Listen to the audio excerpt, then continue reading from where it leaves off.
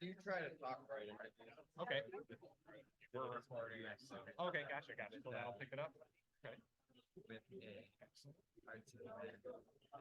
All right, it looks like our panel is now all accounted for. We're going to swing back into things here. Sorry to interrupt these gate conversations. We're going to have some time for lunch after this, and you guys can carry on these wonderful conversations. We have microphones and recording devices under all your tables that are recording this. No, we don't. I did not mention, though, and I will mention now, that we are going to share with you the presentations that you're seeing. So we will send those out, the presentations. We're recording this as well. You'll get a recording of it, but you will get the presentations, access to those, including this wonderful presentation coming up that I'm about to tell you about, which is a AI policies and procedures, a panel discussion about moderator Shaun Moore, Director of E-Learning and Instructional Support at Oakland University, and which is me. Hi, how are you? But I am inconsequential here with this wonderful panel of folks right next to me here. I have them, you didn't know this, but I have this in order of best to worst college nicknames. So Jennifer Berne, I'm not going to tell you what their college nicknames were, because I don't know, but I'm assuming. So we have Jennifer Berne here from Oakland Community College. As I say your name, just feel free to do like a sort of like a back bend or a backflip or whatever is comfortable for you to do, or wave, whatever you'd like to do. And we also have Nathan Chavez. You are from Walsh College, I understand. You know, I'm pointing to the Walsh College area. We actually only allow Walsh College over here. I apologize. We will get them moved. And Bill Hart-Davidson, coming from Michigan State University. Does anyone know that Oakland University used to be very, very close to Michigan State University? Anyone know that? Maybe even Michigan State North or something like that. Yeah, it's true. And then, much like America, we had a revolution, and there was a few battles that I can't talk about. Yes. Anyway, this is eating into most of our time that I'm going to go in. So we have this wonderful panel of folks. I'm going to say some ridiculous things that go on, but they're going to say a lot better things about this. We're going to do an AI panel. If I don't ramble too much, which is impossible, we'll have some time for audience questions at the end. So they have seen these questions in advance, but I put them all into English this time because they were in German. So now this first one, and what we'll do with the panel, we have a couple microphones. You can just drag them over. You don't all three have to answer. You can. We'll just do it as a sort of whoever screams the loudest style, family style. So the first one, we're wondering, how is your institution adapted to generative AI? And along with that, have there been any new policies or guidelines created to address generative AI? Yeah, so I'll start with that first one. Adapt is a strong word. We are in progress, I would say. And like many institutions, in November of 2023, we didn't quite know what we were in for, but thanks to work by my fellow co-presenter, who you'll hear me up here with at lunch, Jeremy, and a few others, we got our act together pretty quickly in January to at least talk it through. And we've spent the last year, I would say, doing two principal things that will sound familiar: developing new policy and guidance, and developing some training. And that's about where we are status-wise. And feel free when you say an answer to say this is a better response. I have a better response. Oh, thank you. No, first of all, thank you for having us and inviting us. And I want to recognize my colleagues from OCC who are in the back. And we have a new nickname, which I'm putting out almost the first time. We were the Raiders for many years, and we are now, as of Valentine's Day, the Owls. So we're now the Welcome Owls. Yeah, so you can welcome us. Yeah. I guess. Can I not answer the question? And by all means. Okay. So I would treat it like a political debate. Yeah. So I was just reflecting that I was sitting in a room that looked almost identical to this, probably 22 years ago. And we were having almost the exact rich conversation we just had about AI, but we were having it about Google. And everybody in the room was certain, my background is in English, everybody was certain that Google was going to ruin English education for the rest of creation. And what we learned, as obviously, is that Google is actually a great enhancement to English education. And I believe that AI is going to be a great enhancement to all our education if we understand and think about it. And what the question was about our policies, and we had talked a lot about policy and making new policy, not making new policy. But what I think was the most important thing is that we were all thinking about it and talking about it, and it surfaced issues of teaching and learning that we hadn't surfaced before.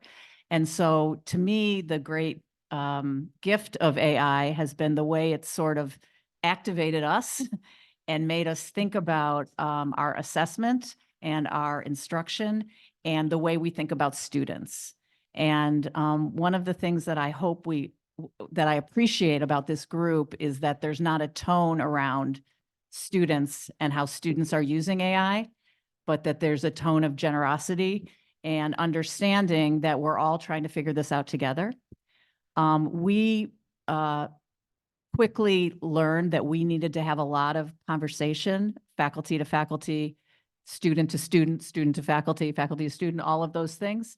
But that our policy was that academic dishonesty was inappropriate.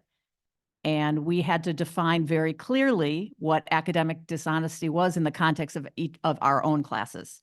And that made a lot of sense, and I think has been very generative both for individual faculty and also for departments. I like how you use generative in your answer. I feel like Jennifer, I feel like you're winning this round with the pun in there. 10 points to the Owls. So thank you, everybody. Thank you for having me. I'd like to also thank everyone for being here. I've been kind of new to Walsh, so my perspective is going to be a little different on how we did this and kind of our sort of history and how we went through this AI policy. And I think it kind of started with, I'm glad you mentioned, like, it was kind of reminded you of those conversations with Google, because there's this sense of like this conversation can be a little paralyzing. It can be a little like, whoa, what are we going to do? Like, how are we going to deal with this? And I think when I came into Walsh about 6 months ago or so, and at that time we were really looking for someone to just bring energy into having this conversation and hosting this conversation. And so we really quickly put together a group, been working with Drew and some other full-timers, full-time faculty members on crafting a policy. And I think even going into that idea of policy, we started to kind of step back from that, because we wanted to think about, like, what's something that's going to help us grow and what's something that's going to help us actually lead in this space and not just be like a rule book. And so I think one of the things we really needed to get to was, in the face of something that's really kind of chaotic and different, you kind of need to pull back to something familiar. And so we went the route of crafting a value statement. And so rather than looking at this purely as like a policy, if this happens kind of situation, we're looking at the actual values of our organization and mapping those to the various ways that we could interact with generative AI. As far as the status we're at with this, we have it's pretty much done. We've got it kind of similar to what's been said from a few others here, where it's with our faculty senate. We're waiting on our final approval to get that out there. Having those modalities, having those that clarity to sort of understand, like, okay, we know that there's going to be some spaces where it's not appropriate and some spaces where it is, and how do we move forward? And I think really just in terms of adapting to it, I think having events, having workshops, having interactions and collaboration, that creates that space to actually get past that sort of fear and paralysis of like, okay, this is totally going to change everything. So yeah, thank you. Excellent. Thank you. I will say just very briefly from the OU perspective, I'm going to look at my colleague, Dan Arnold, here again. I'm going to walk really close over to him to make it awkward for everyone. And so Dan is on our AI task force, but for OU, we actually are still in the very earlier stages of this. So we are still thinking about what we're going to do, looking at policies, procedures, guidelines, that sort of thing. So I'll just mention that. Thank you, Dan. All right. Question 2, can you tell us more about how your institution supported faculty in the early days of generative AI, and has that evolved, if it's any different than what you've said? Yeah, I'm glad that you raised this one, because it feels like it's happened so quickly that we already are forgetting what the initial panic points were. And I think in January of 2024 or 2023, we really heard more than a panic about cheating or things like that. on our campus, the panic was one from faculty who are using writing to learn, and specifically from faculty who used short bits of writing in some kind of summative assessment. That was clearly no longer going to be a trustable window on students' thinking or practice in quite the same way. Now, those of us who are writing specialists would have said, hold on, we've been saying that for a while. However, it was quite obvious that we needed a set of alternatives for assessment in those contexts that would translate to, and here's the panic point, more work. I got to redo my whole syllabus now. So in the spring, that didn't seem feasible or desirable. And so we were faced with, what will we do? And we stood up a working group, a kind of mutual support group, largely through the shop that Jeremy runs, where faculty could have a full day workshop about how to retool assignments, how to rethink their learning objectives and learning goals that they were using short bits of writing to assess. And I think that was the most immediate source of support that we provided. We didn't really get to policy per se until the fall. And we'll walk through this timeline for you in more comprehensive detail later too. Nice. To be continued, like Back to the Future. Just had I just remembered something that happened in February of 2023, when people were just sort of seeing what was happening, and a adjunct faculty member had believed that a student was using AI inappropriately, and was discussing that with them and talking about academic dishonesty. And the student and the faculty member said, "This doesn't sound like you, and this is why, and this is what you did first, and this is what you have now." And the student was adamant that they had not used it, adamant. And the faculty member said, "Oh, okay, I understand." And the student said, "I didn't use it. My boyfriend wrote it." So we can remember that academic dishonesty has been going on since the beginning of time, and it's actually probably easier to detect it now. But just jumping off of what you said, one of the things we learned in the pandemic, in the move to remote, was the kind of support that faculty needed.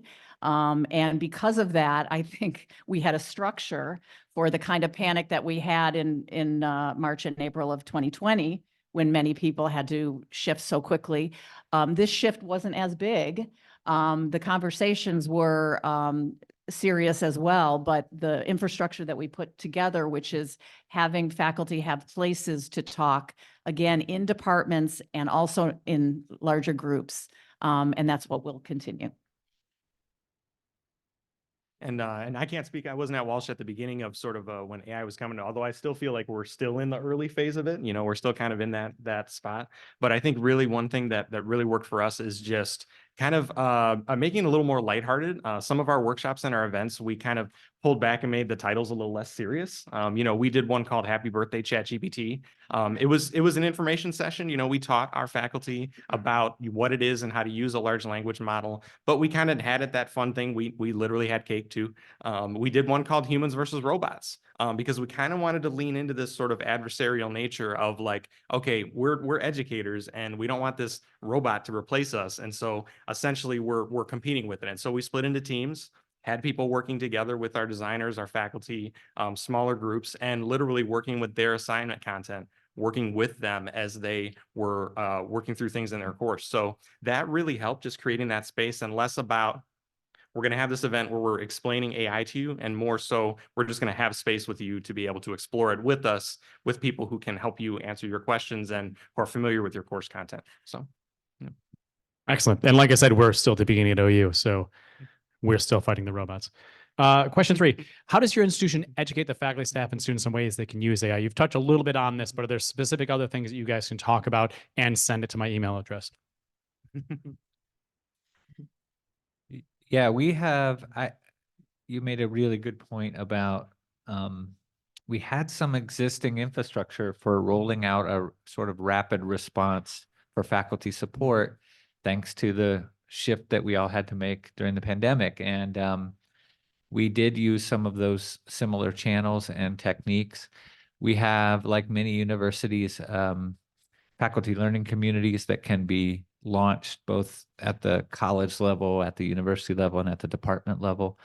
And what we're seeing now, to kind of combine the last part of the last question with this one, if you were to ask this about the status at MSU today, I think you would see an equal number of learning opportunities that are coming from a central position to talk about big issues like assessment, and at the disciplinary level. We're starting to see in our college, we have an individual task force now, and that's divided even sub-discipline like AI in the arts. Folks who are mostly using the visual models as opposed to the LLM models. How do those work in graphic design or in visual arts or something like that? So we're starting to see, I guess, 1,000 flowers bloom in that regard, where the disciplines themselves are starting to work it out and deal with some of the issues we heard about this morning about how much engagement is necessary for the students for what we're preparing them to do. Yeah, I really like that granularity too. I think it's a great point. Like you're saying, you can looking at language itself, or you can be looking at the art and design, which are vastly different things. So one big group is not going to get in that level of granularity. We differentiated support in an interesting way. We had a professor from U of M who has expertise in copyright and things of that nature, and has worked on U of M's generative AI product, come and talk to the administrators in a meeting.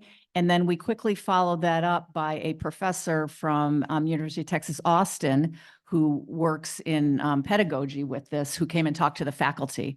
And I was fortunate to get to have the opportunity to go to both.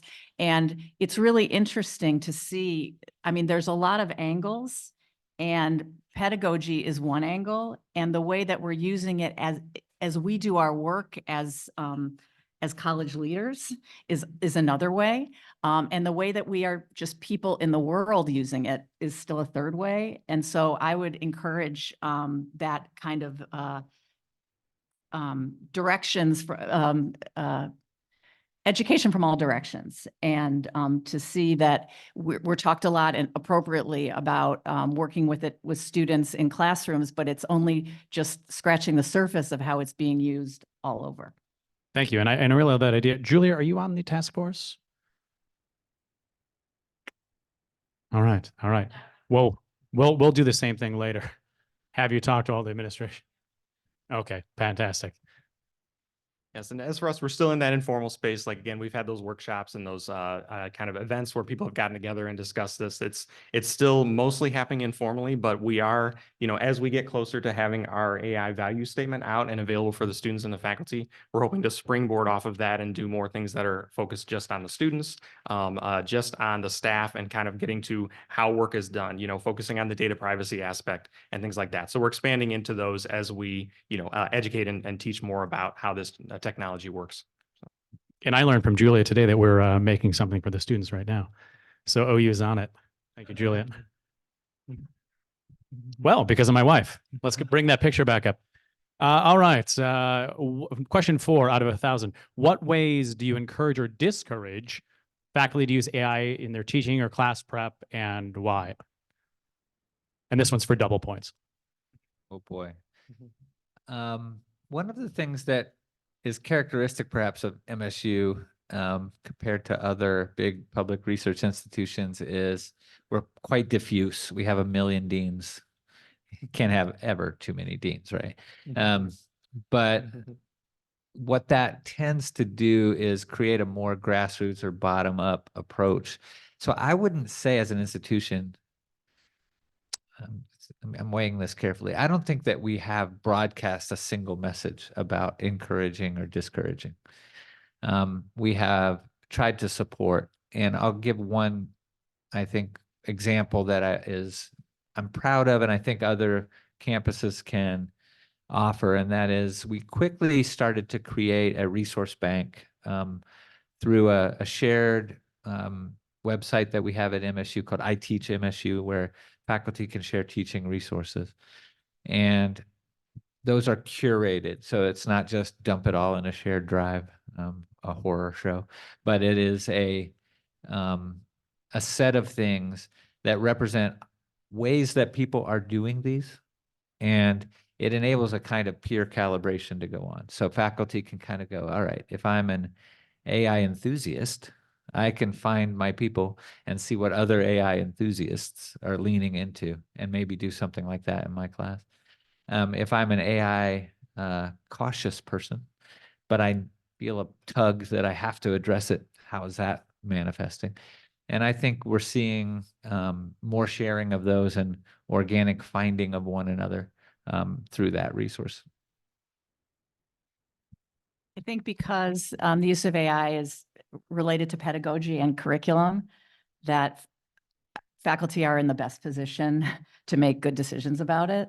And I've been at this long enough to know that we hire and support faculty because of their expertise. And expertise is moving quickly, but people who've chosen to be faculty members have chosen it because they're learners. And we're a teaching and learning institution, teaching and learning about this, all together. And I've been impressed. Again, it's that people have interest and people don't have interest. And that was the same with online teaching and learning. Pre-pandemic, we had the luxury of you could choose to be interested or not, and then something happened and now you didn't have that choice anymore. Currently, I do think people can arrange their classes in such a way that it capitalizes on the beauty and gifts of AI and the challenges, or they can skirt around it. And probably both of those are appropriate at different times. So I just am excited to watch it evolve. Trust the faculty, people. So I think from our end, we've really encouraged participation with the technology, because ultimately you as the teacher, you're going to understand where the line is, where it's appropriate for you to use in your course, and where it's not serving your learning goals. And the only way to get there is to interact with it, to participate, to try using it. So that's something that we've really kind of pushed for faculty and staff, to make sure you got to gain that literacy. The students are using this, and the only way you're going to get there is by interacting with it.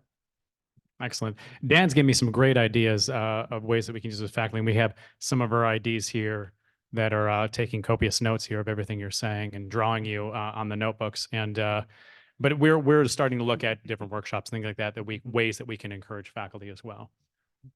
So it's all good to hear. This is a 15-part question, always a fun one. So I think these are related, but if they're not, feel free to answer whatever you like. Do you see institutions needing to teach students about generative AI and prepare them for the workforce? We heard a little bit about that already. And just subparts of that, do you think employers will expect graduates to know how to use AI in their job?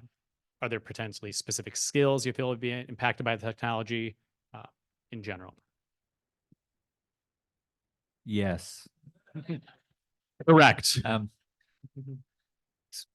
Possibly why we're all here today. I think let me point out one thing that occurred to me as I was hearing some of the more intelligent conversation happening than anything I could offer at this morning. But one thought that occurred to me that has always surprised me in the research lab where I worked, which is what brought me to MSU. It's called WIDE, Writing in Digital Environments Research Center.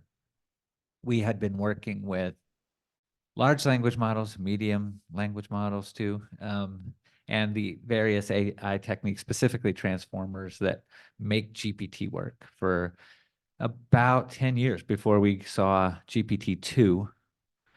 And before that, nobody called them AI, by the way. It was sort of a kind of information superhighway moment when we all just say, okay, it's AI, but before that, we called them machine learning, we called them big data, we called them other things. Anyway, one of the interesting things to me about this phenomenon, and I think it's relatively without precedent. So in groups like this, I like to throw it out there just in case someone can help me perhaps demystify this. I have never seen such an impactful technology that people adopt as part of their workflow or assume that we must know something about, that also is such a black box that almost no one knows exactly how it works. And I'll give you a few counter examples from the world of science. So if you are testing samples and you need to use a gas chromatograph, you might not, as a biochemist, know exactly how the machine works, but it's not that far off to go ask your physicist partners, how does this, what is going on here? But because of the launch of these technologies as commercial enterprises, it's quite possible for people to be using them and not know anything about how the transformer works or about how a large language model really functions. And that's if you have some background and can decipher all of that. But even if you do know that, the commercial services have released these tools in ways that are not the same as we would be held up to scrutiny if we were publishing a model in an information science journal. We would have to disclose what our training set was and our quality metrics for dampening bias. We would have to talk about our modeling steps and our text processing steps prior to the modeling steps. So there are many occlusions, I should say. And I've never quite seen this in my career as an academic, that we have this sophisticated thing that nobody quite knows what it does. So I will connect that with this question somehow. And employers feel the same way. I think that we still have quite a long way to go to determine how it will be integrated and what people should know about it, because we're still learning about what it is. Yeah, I just wanted to follow up to that. I think that one thing it can do is help us give away our power. And if we don't, if it isn't alive, and if we over rely on it and press on it so much, I mean, it's very exciting to have original ideas, and it's very exciting to share those ideas with other people. It's not all that exciting to read what somebody else wrote and share that with somebody else, with other people. So to this point, I thought this was a hard question, so I put it in AI. And so this is the answer. You'll tell me if you think it's good. So I said, my prompt was, do you think employers will expect graduates to know how to use AI in their jobs? And AI said, yes. Institutions are increasingly recognizing the importance of teaching students about generative AI and other emerging technologies to prepare them for the future workforce. You can't escape us, they say. Yeah. So what I would say is that what it takes away, and I think my answer is better, but what it takes away is the idea of practice. And in disciplines like English writing, like math, the thing that makes you better at them and the thing that makes you powerful is practicing. And AI takes away the time and the energy from practice, which doesn't mean that it doesn't have a fantastically important role. But when it interferes with practice, that's what I worry about, sending myself, my children, students out into the world with people who haven't practiced enough of the skills. And I'm hoping that we can figure out how to balance that. Round of applause. So definitely, I think we're all seeing employers are all going to expect people to have knowledge in AI. And I think it's kind of infiltrating a little bit of everything. So I'm not even thinking of it being just certain areas or certain topics. It's kind of becoming the new search bar. And so I think there's going to be this idea that, sorry, everybody's going to have a little bit of AI knowledge and AI integration into their work. I think that's just going to be an expectation. And I think we're also in that bubble moment right now where it's the buzzword. It's the hot thing for everybody who's hiring and moving. I mean, Netflix hired someone for $750,000 last year to do AI content. You know, like it's got that popularity. It's got that kind of bubble around it. And I think we're there where hiring managers and people are looking at it and perhaps looking at it with more value than it even has yet, you know, and we're kind of looking at it in that way. And I think us as educators, we've got to prepare the students so that they have the skills, they can compete with everyone else on AI, but they also have the skills of a good, knowledgeable, functioning human that doesn't need the AI to just do their job. So really, we've got to make sure that they can use this tool, but it's also not the only way they can work. So. Excellent. We have 3 more questions. These are going to be a little lighter and quicker ones, and we'll see if we have some time for audience questions afterwards. So this one, how do you personally use generative AI in your work? And do you have any recommended tools or sites you find helpful? Yeah, my interesting answer to this is that my primary relationship to generative AI is as a researcher. So we've been using the API version of GPT since it came out in 2018 in GPT-2, and we've been doing some similar kinds of work with the algorithmic tools that make a transformer work prior to that, which are all mostly free, mostly open source, and many of the sorting algorithms that are the foundation of a transformer are quite old, not terribly cutting edge. And all of them are free and available to learn and use. And so when folks say tools like GPT or there's methods like that, there are lots of precedent out there. And these days we're working on things. I'll give you just a little taste. So one is a project that I'm kind of tongue-in-cheek calling nutrition facts for your model.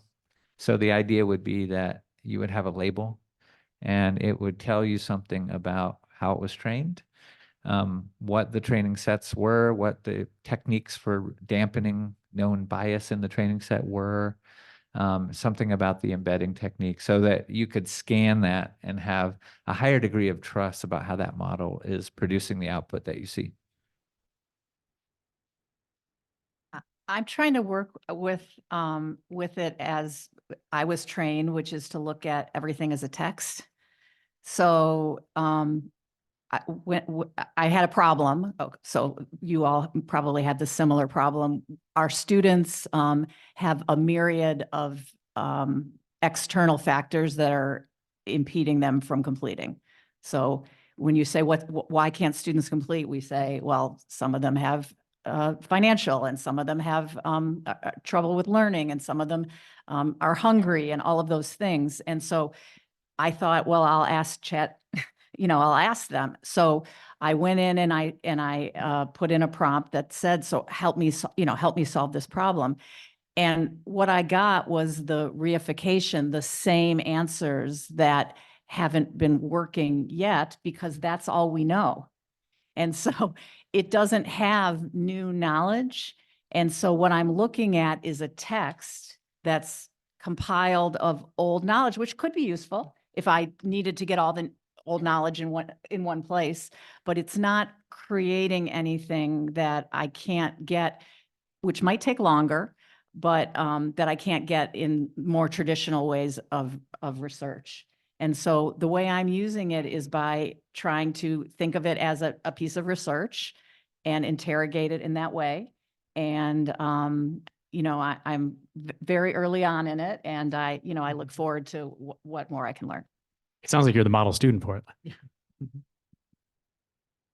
So I've used it in many different ways. I think I've found, and I think a lot of us have found, if you spend enough time with it, you hit the ceiling on it. You sort of see the capabilities. And I think my main kind of relationship to ChatGPT and to the generative AI technologies in the last year or so has really been just to kind of understand them and kind of like figure out how they work and how we're going to work with them. And so I've had the most success with the custom GPTs that you can create that kind of you can hone for a specific purpose. I've found that the general model is almost not specific enough, like it kind of tends to ramble a little more. And so I've been finding that as you trim down a model and sort of make it more purpose-built for what you're trying to accomplish, that can get you, more of, for one, you're going to waste less time because it's going to give you what you want. And it's more of a reflection of your thought and idea because it's essentially, going on the train tracks that you've built for it.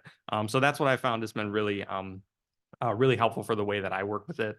Experimented with a lot of different things. I mean, we do everything from like when we're doing engagement events, sometimes we've tried to say, okay, let's do the first draft of the flyer with this and see how good it is. But as you know, like you hit the ceiling and you've got to pull back on a lot of that stuff. And I think we're kind of getting to that point where we're seeing like, okay, it was really scary in the beginning. It was going to take over everything and all that. And now we're kind of seeing it's not going to replace us. It's not going to get there, but we got to be smart about how we use it. So. I'll say from my point of view, I consider it like a assistant that I can't really trust. So I have an assistant that I can call at any point in time, but maybe a little sloppy and lazy with things. So I really got to double and triple check things.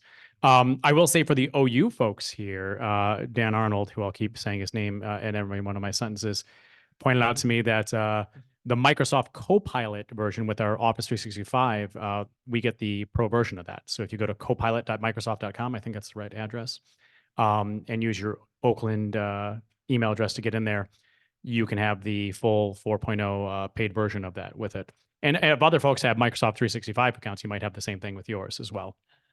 So there are some nice tools like that. So a very similar question, but are there ways outside of work that you use this in your personal life, like dating, things like that? Anything you might think of that might be different? Yeah,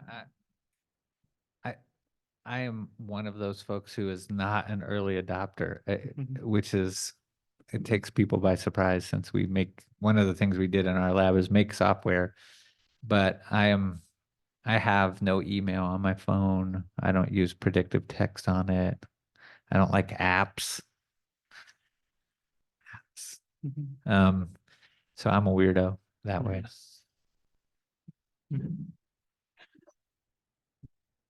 I'm not a weirdo, but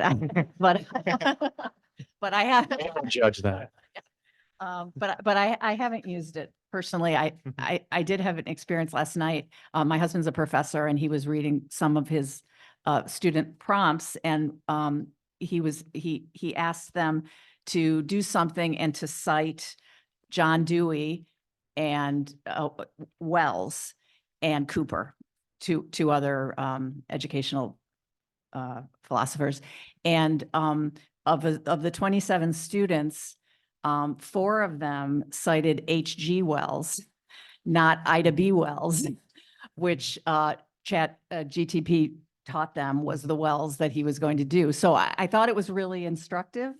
I mean, you have to know a lot to use it. You're really bold if you're using it about something you don't know and relying upon it. I thought it was a great piece of critical thinking for them to understand that even a name, it's pulling the first wells it sees, and only we can make meaning out of people with the same last names, but who have different disciplinary perspectives. This makes sense to me because ChatGPT is a great science fiction fan, so it makes a lot of sense.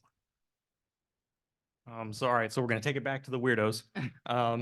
So yeah, I think honestly, when you pull back from education and the things that we have to do that are verified, and we have to have this rigor. Like when you get into the fun space and sort of the the outside space, there's all kinds of practical applications. I mean, if you need to, it's essentially a word blender.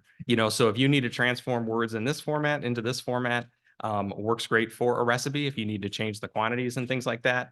Sometimes it doesn't okay if you say, hey, make this vegan. Sometimes it does stuff like that. If you happen to have a nephew and a guitar and he wants you to make a silly little song about something that, 4-year-olds talk about, ChatGPT can help you out with that, chords and everything. So, so there's definitely some fun things, when you're in that unserious space, there's some really interesting things you can do. And so I've had a little bit of fun with it, with that. Yeah, I think it's, I think getting into that space of like thinking of it as a word blender, and when you don't have to like rely on its knowledge, then you can get a little more fun. So I have a follow-up on that, if you don't mind. So I'm a musician too, and I think that's a helpful way to start thinking about how we will use tools like this in the near future. So you mentioned training a GPT. When you do that, you're really actually turning up the bias for the results to have a greater regard for a smaller subset of texts. So you're not retraining the general model, but you're saying, if you would, give more weight to the tokens that constitute this subset as part of my prompt. And that feels to me a lot like the same thing that you do if you're processing audio in a digital audio workstation and you're cutting some signals and boosting others. And I think if you want a glimpse of how your writing tools are going to look in the next 4 or 5 years, it will be, you'll have those same kinds of things. You'll have plugins and EQ settings. That we heard a little bit about that from the funeral director, like turn up the empathy. Right? Yeah. I think we will have something like that. And when we talk about sort of what are the new sets of skills to help students with, it will be something like what our colleagues who have been dealing with synthesized sound and, you know, all those terrible voice things that make everybody sound the same. They are ahead of us in this way. The good news is nobody loves that kind of music still, right? So they still want to hear original song, and they still want to use those tools to make great songs. So I think we will see more automated AI assistant stuff doing more stuff, but there will still be a human desire for interesting creative content.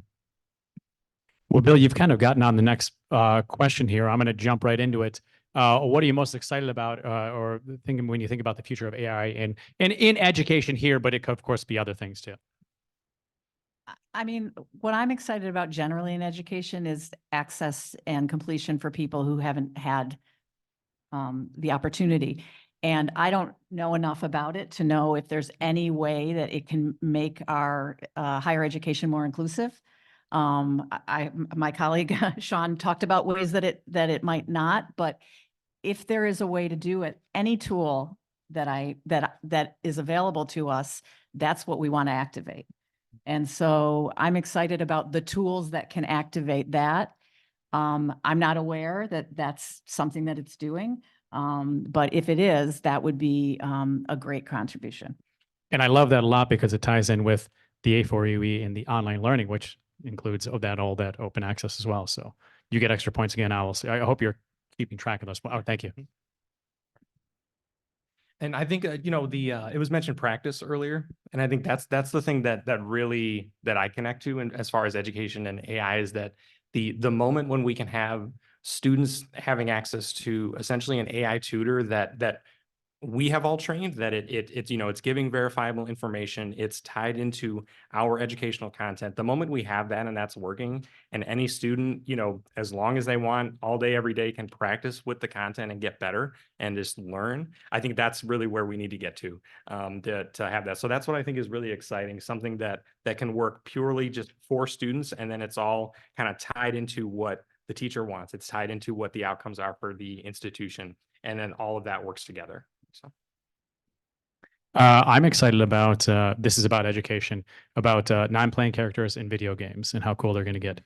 This is certainly education that I'm talking about and not my personal life. No, I think there's a lot of cool things that goes on with it. And for my own one for this past question, I use it a lot like, almost like an advanced search engine. I certainly don't look up medical things without an incognito browser. But I've done things like my son, who's 8, is going to be looking to try to do something in a talent show, and I also teach improv here. So I was thinking maybe you can do something with improv, and I started asking them what are some ideas for improv that they could do for these ages, these kids, and things like that. So it's almost again like just getting some ideas like that might be a little better than just going to Google for it. That'll just try to get me something directly on it. So we still have some time for our wonderful audience. I see Nancy in the back there. She has a microphone. Does anyone have a question for our panelists?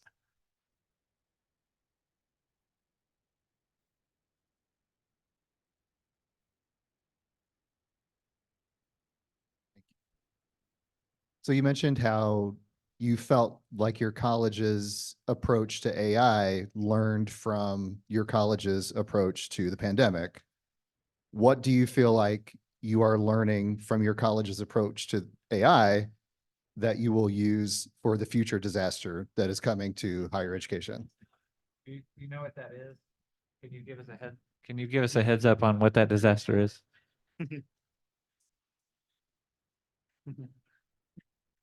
Um,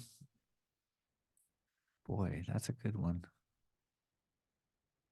I think the key takeaway is something I foreshadowed earlier, which was that the administrative impulse might always be to respond to the policy issues, but there is typically more creative and interesting work at the curriculum and pedagogy level as the first response. And so perhaps whatever is coming our way, let's think about that first. Let's think about the teaching and learning environment and experience first, and let the policy conversations lag that. I think something that you said made me think that we should be exerting ourselves on the things that are happening to us, and rather than letting them wash in. And so the pandemic, the good parts of the pandemic, where students told us what it was stripped down that they needed from their learning, was really useful, and we've taken it forward. The stumbles and anxiety around a different way of information coming to students is going to teach us how we manage information and what that means. And so I think while we don't know what to expect, we've now had 2 rounds, 2 pretty good rounds in pretty close succession, and we're still here. And so I think we should have a lot of confidence that ourselves, our students, are resilient. I mean, on one hand, education hasn't collapsed, so that happened or didn't happen. But I think one opportunity in this that kind of helped us learn is the fact that we cannot reliably detect it. And because of that's like a true, thing that we have to all deal with, I think that pushes us into the space of thinking through this as educators and as teachers. And because I think if right out of the gate, if, ChatGPT 3.5 came out and the day after it was like, we have a detector, it's 100% accurate, it's going to work forever. I think there wouldn't have been sort of like a lot of this sort of cutting edge education, discussion and things that we're having now, because eventually there would have just been a line in the sand and some people would interact with it and some people wouldn't. And so the fact that it's kind of here, we all have to deal with it, and there's not a 100% way to detect it. I think that provided a really like chaotic challenge for all of us. And I think we're all still working through that. And I think that's kind of the piece that we've all had to navigate. So. And what I'll say again is improv. When my improv course, we talk about flexibility, adaptability. So my best advice to you is to go out and take an improv course. Go Comedy has it in Ferndale, or you can come see me after this. And you can really be flexible. And we have time for maybe another question or two. Mine is more of a comment. I think I appreciate that we talk with our students, and it was mentioned during the panel discussion about the limitations of AI and how it can only go so far, and to discuss that with our students, because I think a lot of us and our students see AI as this scary yet also like super amazing technology, but it does have its limitations. And last summer we did like an English conference at OCC, and the term that kept coming up, that AI is human-like. So it's very different from a human. It will never be a human. And I think that it's important that we talk about that difference with our students, and recognize those limitations that you guys discussed. So. What's tons of fun is to talk to students, especially if they're not in your class, because they can be a little bit more honest with you, and just ask them how they're using AI, if they're using it. I do that to students all the time, and I'll get a whole very interesting range of answers from them. We still have a little bit of time. Did you have a question, sir? Right here in the front, the gentleman in the front. I forget his name, but I know he's good with AI. Hi, Dan Arnold, Oakland University. Nathan, you had mentioned something about you went the route of a value statement at Walsh rather than policy. And I've been anti-policy, if that makes sense, because of the rigidity of it and the ease of forgetting policies. We have so many policies to try and dictate how we act, and we don't want policies dictating how we act in the classroom, right? We want to have some academic freedom there. What were some of the key contributing factors in Walsh's decision to go with a value statement over, say, a policy? Because I find that very interesting. So I proposed it to the group when we were put together as a working group of full-time faculty and myself, and essentially it allowed us a good place to start, because ultimately our kind of framework was already there. Because you know, we have our values, we have 6 values, they're there, they already exist, and we've already had conversations around them, and so that kind of just, I think, gave us that springboard to have those conversations. And just truthfully, we never really hit a wall with those conversations, you know, because we always could go back to the value statements and say, like, okay, like for a good example is like collaboration is one of our values. And so one of the things we've baked into our AI value statement is that as staff and as faculty and students, if you're using prompts and you're using tools that are working for you, you should share those. You know, you should essentially, you know, share those techniques, those processes, those best practices. Obviously, you're going to cite it as well. That gets into transparency and things like that. And we just found that created lanes for those conversations. And it was just much more simple to sort of interpret how certain things could happen, how certain processes could move through this, and how we would react to it and still maintain our integrity as an institution. So it was one of those things that I honestly, I like there weren't a lot of roadblocks as we went through it. So there's almost like it provided us that great framework to talk about it. And then really it was just a matter of we always had something to come back to. And so we always had that backup. So yeah. Did that answer your question, or? Yeah. Dan, your question broke a few policies, and we'll discuss it later. We have some time for a question or 3 more. I see a hand in the back. I'm sorry, that's a sandwich. Yes, over here.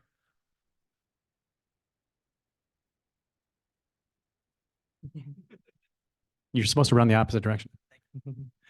What I've seen in the past is publishers. So what's happening typically is you have the faculty member, you have the student, but publishers are a big part of this dynamic, correct? So I'm wondering, from your experiences at all, are you seeing anything with regard to healthy partnerships? Are they being as thoughtful as we hope they are? Are we relying on them too much? I guess I'm wondering if there's any experiences that you have with regard to what innately is a partnership that we all are embracing, which is the publishers, when it comes to what they're doing in this space. Yeah, and I would expand that just a little bit slightly to vendors generally, for our enterprise level systems. I would say I don't see collaborative relationships the way I would hope to see them just yet. And that's because they're in an arms race with one another to try to differentiate their service levels. Often they're negotiating with some base level model provider themselves. So that's what the publishers are doing.